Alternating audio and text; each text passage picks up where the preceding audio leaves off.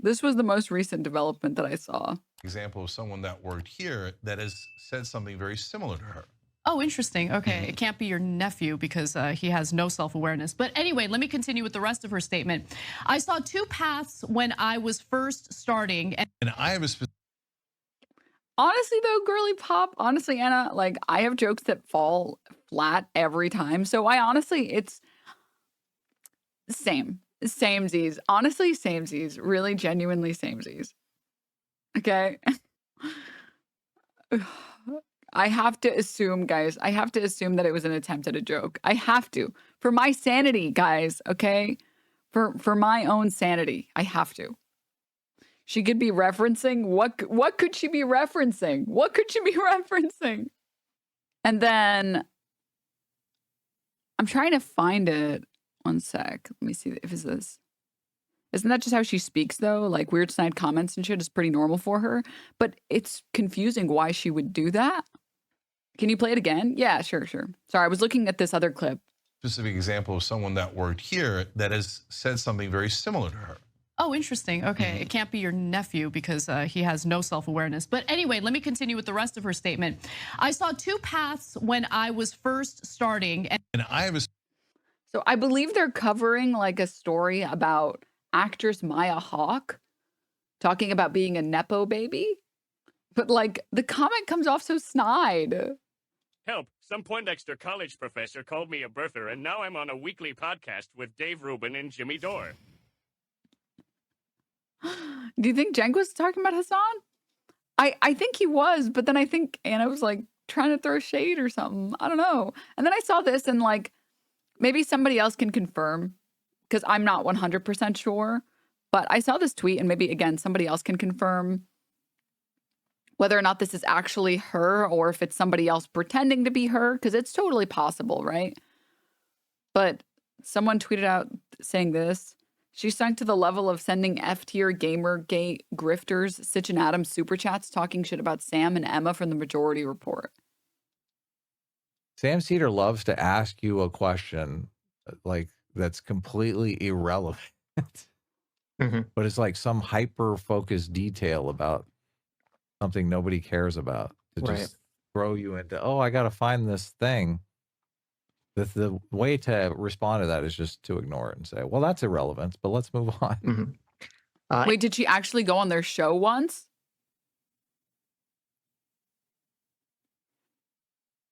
Then I believe that she would send this Ana message. Kasparian, thank you, Anna, for the $10. Look at that. Yeah. Says Anna says they engage in debates for purely selfish reasons. It's PR for themselves rather than a sincere exchange of ideas to change hearts and minds. True. Yeah. She said it was her favorite podcast. Sam Cedar loves. This is her favorite podcast. This overlay makes me violent. Yeah, I know, it's so ugly. God. Oh, God. Men whose only hobby are video games and being misogynistic. Their layout.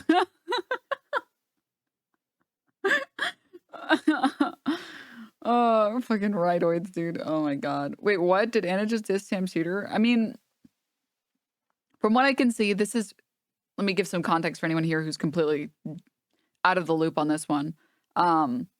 This is Sitch and Adam, and I don't know who the Adam guy is. I don't know who Omega Lil is. But what I do know is that Sitch is like this like Gamergate loser from 2016. He used to make a lot of videos about how like Steven Crowder. No, sorry. He used to make a lot of videos about how like Jordan Peterson is super based and Sargon of Akkad is super based and we need to get rid of these feminists off our video games. Like total loser, like not. And the worst part is he's not very smart either, which is not a crime in and of itself. I'm all here for like being a dumb. That's fine, but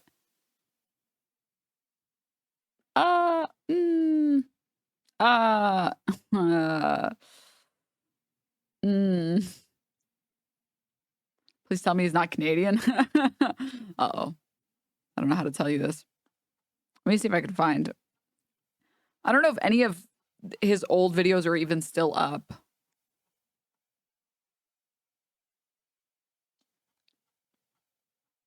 Any of like the old 2016 stuff is even still up.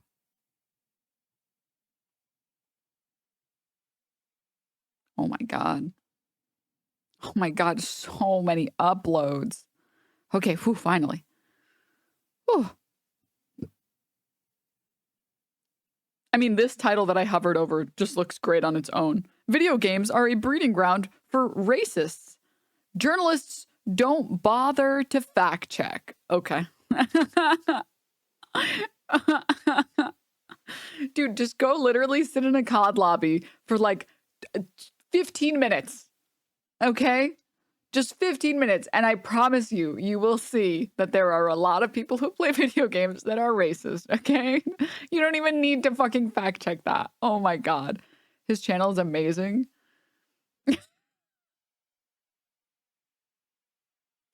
Women writers hate other women. She-Hulk, worst finale ever written for Marvel. Is Andor good or another Disney fan? She-Hulk, modern culture is destroying comedy.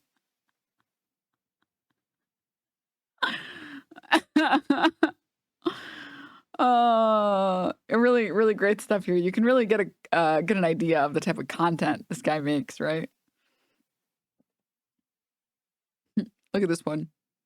Mean, mad white men. Why the far left hates Jordan Peterson. I wonder why. Anyways, yeah, just like in general, a very weird person on the internet. Just very weird person. Just is the type of person to say that anything that they don't like is woke. This is an example of someone that worked here that has said something very similar to her. Oh, interesting. Why did that just start playing? Twitter is so random. Twitter is so random. It's just like, dude, what if I just started playing a video for you, huh? What if I did that? That would be funny. Oh, God. Oh, man. Okay. Terminal cringe inbound. Okay, terminal cringe inbound. I have to see this. Sargon versus Anita Sarkeesian at VidCon. An official video on his channel. Surely it will be great content, right? He's just standing there, menacingly.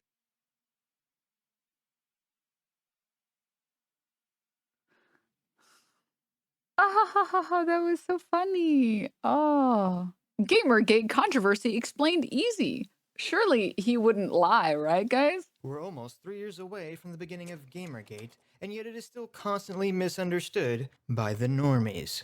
So here's a I'm cringing. Oh, you're only allowed to use normies, ironically. All right? short and simple metaphor explaining Gamergate. Imagine a banquet hall with 100 tables that represents all gamers. And don't worry, there's not going to be any math here. Our tale begins as most do, with a boy and a girl. I'm gonna throw up. Terrible breakups. So the boy goes and writes an angry breakup blog post, accusing the girl of all sorts of juicy, terrible things. Did she do any of these terrible things? Who cares? It's not important. That's not what Gamergate is about. This juicy blog post spreads to various internet forums and communities, represented in our banquet hall as one table. Yes. What is with the editing? What's with the voice? What's with the analogy? I'm just it's all over the place. Please. Unique Beast, thank you for the 8 months. Only a tiny, tiny, tiny amount of the entire population of gamers were even remotely aware of this juicy gossip. But it was juicy gossip, so it was talked about vehemently at this one table. Harsh words were thrown, lots of, "Oh my god, did you hear what Becky did? What a slut." "Totally." because this is the nature of juicy gossip. It has nothing to do with sex or gender or race or whatever. Juicy gossip is drama, and people love them some drama, but still, one table. However, it turns out the girl at the center of this drama was sitting at the next table over. And that was the table filled with indie game developers, game journalists, and people who run gaming websites.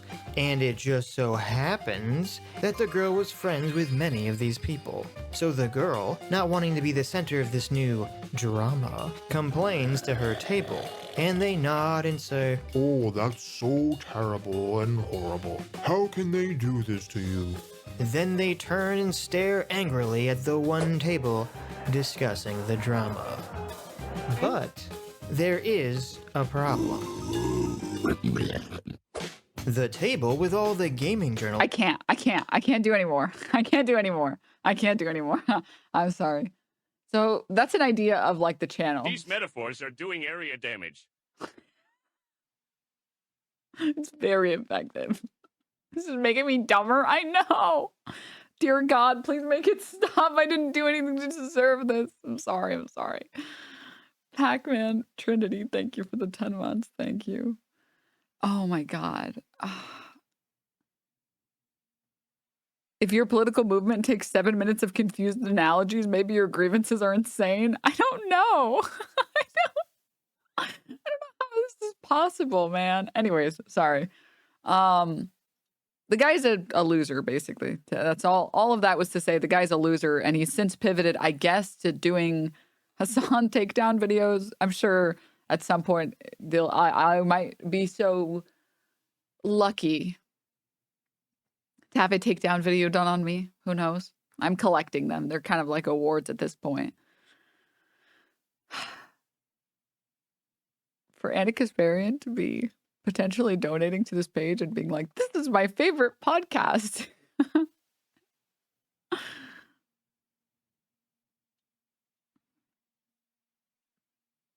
And to potentially be, let me open this image, a moderator in this chat.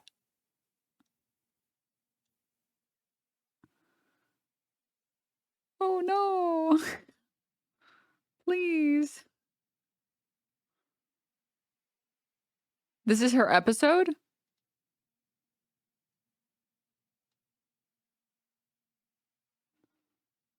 My ad block is trying to work.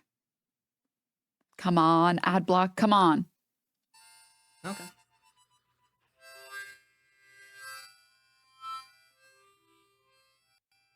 Hey now, it's your boy PSA Stitch here with another Sunday show with everyone's favorite Supreme Court enthusiast, Adam Frenda. Oh, yeah. I've been reading up on the Supreme Court, Stitch. I'm learning so much about how our country functions. It's amazing. And we have, look, a special guest with us here today, Ana Kasparian, co-host of The Young Turks.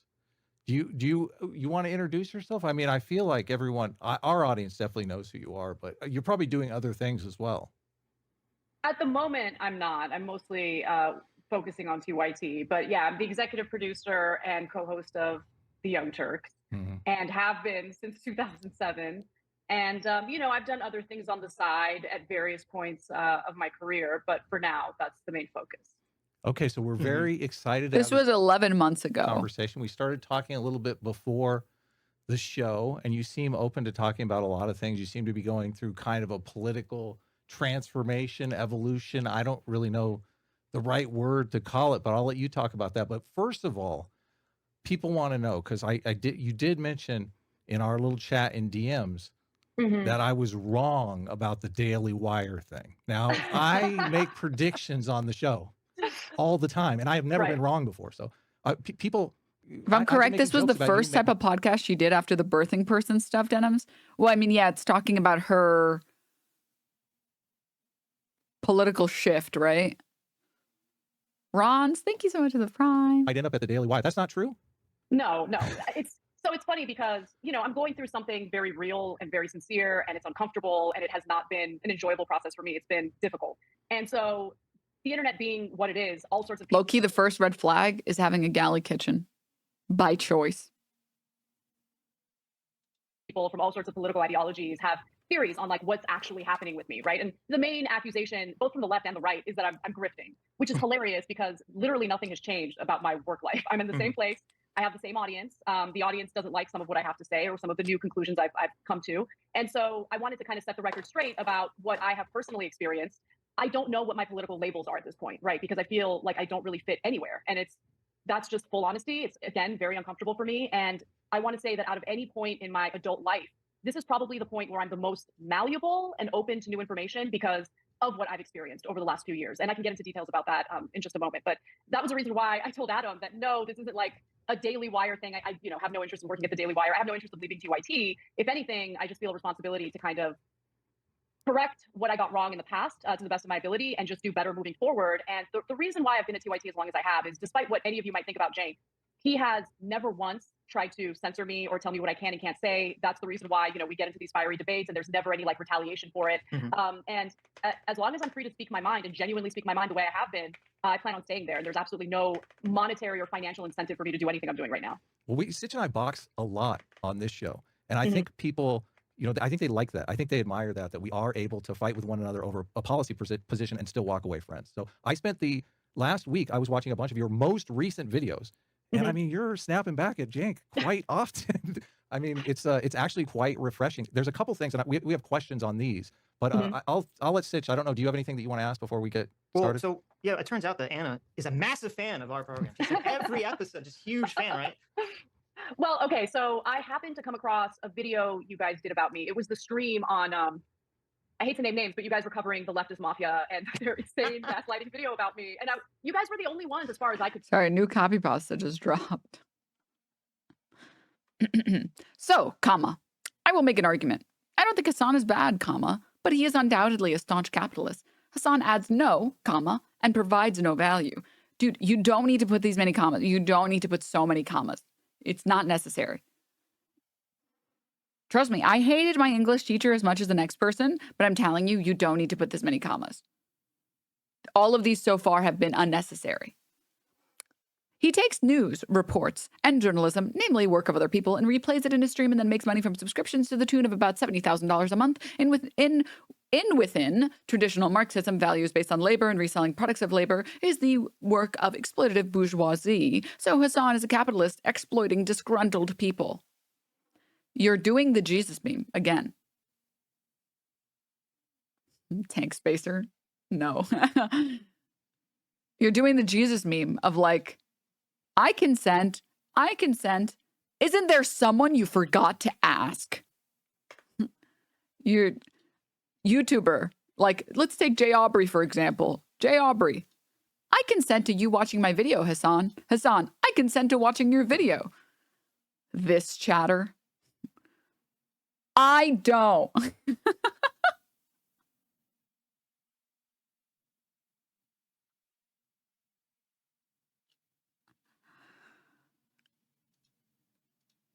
Like, trust me, I'm on the same page. If someone doesn't consent to having people react to their content,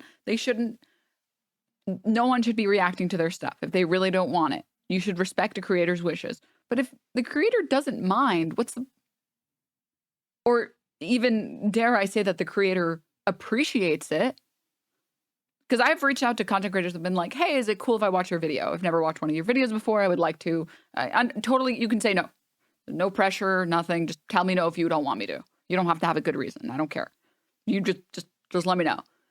And I've had people say, no, I love when people watch my stuff.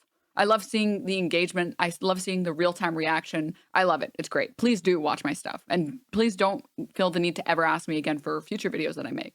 I'm like, oh, okay, cool. Thanks. Appreciate it. So what's the...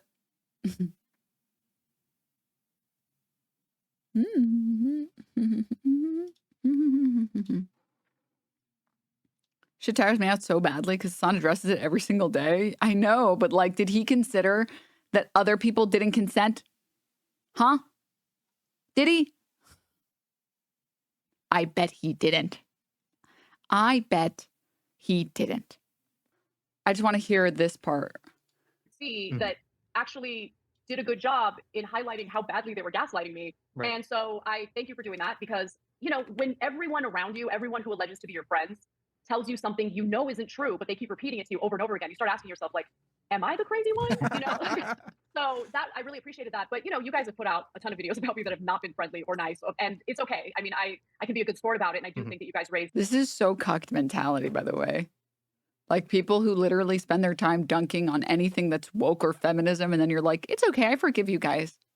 A few valid points. And I just need to be willing to accept where I was wrong and where people are critiquing from good faith. Like you guys have a little bit of an edgy style, so I'll acknowledge that. But I have thick skin, so it didn't really bother me that much. That's no, I mean that's commendable. You know, we're on this kind of like internet environment where everyone's very attacky to each other, totally, especially when they're not like engaging with them in person. So yeah, you have to have kind of a thick skin. And I know, but I mean, you're talking about earlier, and one of the things that we always commended you on was, you know, when you publicly came out and you said that you were wrong about the Rittenhouse video, which I mean, most people when they make a mistake, they just try to hide it or they try to shift blame. You know, Jimmy Dore very, you know, famously shifted blame to his producer. And I thought it was really commendable that you came out and you're like, no, I got this wrong. And you were trying to show, not just do this like for your sake, but to say like, listen, audience, you know, you need to understand that this is the story. And you know, I don't want you guys to have the wrong information. Yeah, there was, look, the one, I guess, through line you'll notice in the various things that we're going to talk about in this conversation is that it just became abundantly clear to me that where I was getting my information. And I'm not just talking about like, you know, independent lefty outlets. I'm talking about like legacy media outlets, right? A lot of them, it's not that they report misinformation, it's that they omit details of the story that would, you know, maybe the additional details of the story don't change your mind at all, right? But it's not up to them to decide that. Like we should know every detail. I think the Amy Cooper story is another example. You know, it was fairly recently I came across Camille Foster's very in-depth investigation into that story. And there were so many details of that story that were intentionally omitted or left out of the legacy media reporting of it. And that painted a picture in my mind and in the minds of many others that, you know, there's no justification for the way that she was, you know, panicking when she was on the phone with the 911 dispatcher, right? But then you get this, then you find out based on what Camille Foster had found out and reported was that like she didn't have good cell reception. So the person on the other end of that conversation couldn't hear her. She was panicking because she genuinely thought that she was at risk after, here's another thing that was omitted in a lot of the reports, after she was literally threatened by the bird watcher, right? Who said, you know, if you're going to do what you want, I'm going to do what I want, and you're not going to like it. And then he proceeds to try to lure her dog to him. And listen, you might still feel that her behavior was uncalled for, whatever, that's up to you. But you should know all those details. And I will say from my personal opinion, if I'm alone at a park and some random guy tries to lure my dog away from me, I'm going to freak out, you know, like I just am. And so, okay, with the Rittenhouse story, I was going to cover the trial and I just needed to go back and just like really, really look at all of the details and remember all the details. So when I do the story, I get the facts right. And then as I'm doing that, I come across a New York Times video. This was a really, really well done video that they posted on YouTube that showed you in slow motion, like how everything transpired that night. And once you see it for yourself, it's really, really difficult to argue that in those moments, he was not acting in self-defense. And this is an area where, you know, Cenk and I disagree because, you know, if someone's hitting you over the head with a skateboard, that could kill you, you know? And so, you know, Cenk is he's a strong-minded person and he's not one to back down from a fight. So in his mind, you know, someone confronts you with a skateboard, he doesn't see it as a threat, but I do. And Rittenhouse is not a big burly. Interesting.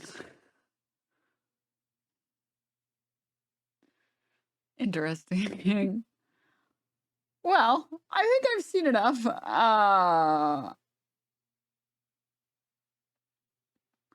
I'm going to be honest. I think I've seen enough.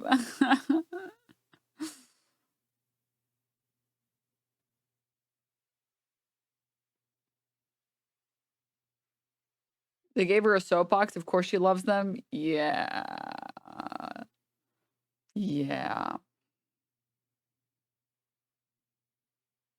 Mayor Cat, what do you think? I couldn't have said it better myself. You have such a way with words, Mayor Cat. Really. You do.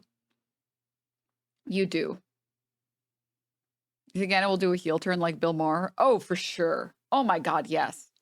I mean, I feel like everybody is pretty tired of like the current conservative women or like even mildly like liberal conservative women. There's an opening. There's a job opening, I think, for at least one person. It's like, here's the thing, right? The reality is that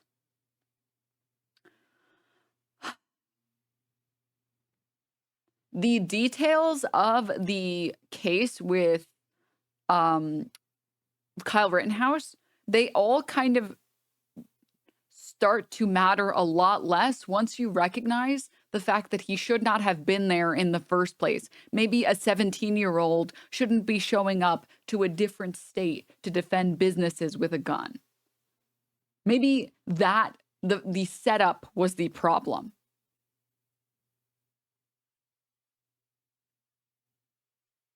It's kind of like it's giving conservatives saying abstinence only is the best thing and saying we need to end we need to end teenage pregnancy, and the best way to end teenage pregnancy is abstinence only. And you tell them, well, actually, no, if you teach kids about sex and teach kids about STDs and pregnancy and how all that shit works, you end up with a lot less teen pregnancies.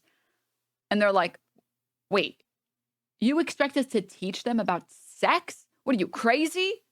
What are you, crazy? It's like, you're the one who said you wanted to, but we should solve the problem before it happens instead of waiting and then yelling at these teenage girls for decisions that they may or may not have made and then forcing them to give birth. Maybe why don't we just like teach them about this stuff first? Maybe? Okay, I guess not. Sure. Okay, Denims, if all you're going to do is make valid points, I don't think I want to talk to you.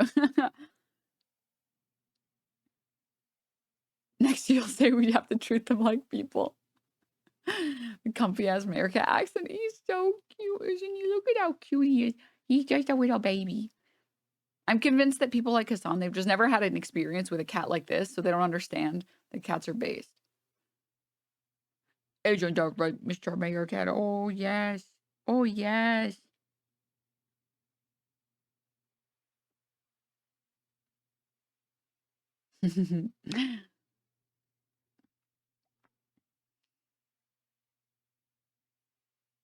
Also, most people aren't going to argue that he didn't feel in danger. The argument is that he put himself in the so-called danger when he shouldn't have and he didn't need to. He intensified the situation. He brought himself and a weapon and was violent.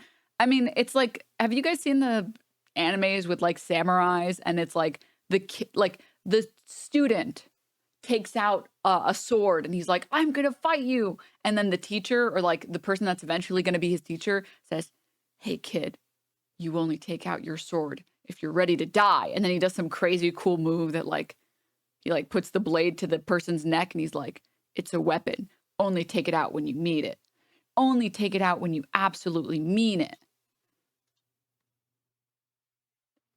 It's the same thing. It's like, don't bring your gun and then be surprised that people think you're here to fight.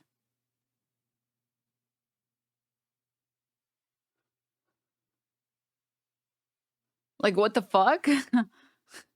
So you're here to defend property with your gun. And then, okay. All right. Interesting. Who would her content even be for? Like liberals, like Bill Maher's audience.